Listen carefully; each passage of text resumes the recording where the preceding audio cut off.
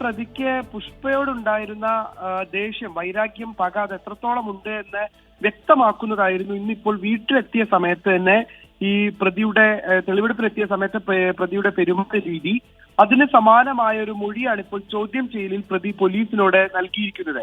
തനിക്ക് പുഷ്പയെ കൊലപ്പെടുത്താൻ കഴിയാത്തതിൽ കടുത്ത നിരാശയുണ്ട് എന്നാണ് ചെന്താമര പോലീസിനോട് വ്യക്തമാക്കിയിട്ടുള്ളത്. തന്റെ കുടുംബം തകർത്തത് പുഷ്പയാണ്. താൻ നാട്ടിൽ വരാതിരിക്കാൻ നിരന്തരം പോലീസിൽ പരാതി കൊടുത്തതിൽ പുഷ്പയ്ക്ക് പങ്കുണ്ട് എന്നും ഈ പ്രതി കരുതുന്നു. ഇനി പുറത്തിറങ്ങാൻ കഴിയാത്തതിനാൽ പുഷ്പ രക്ഷപ്പെട്ടു എന്നും പ്രതി പറയുന്നുണ്ട്. അതായത് പ്രതി പുറത്തിറങ്ങിയിരുന്നെങ്കിൽ പുഷ്പയെ കൊലപ്പെടുത്തുമായിരുന്നു എന്നാണ് ഇയാൾ പറയുന്നത്. ഇനി ഒരു ദിവസത്തെ പരോൾ പോലും താൻ ആവശ്യപ്പെടില്ല, താൻ ചെയ്തത് വലിയ തെറ്റാണ് എന്നും ഈ ചെന്താമര കരുതുന്നുണ്ട്.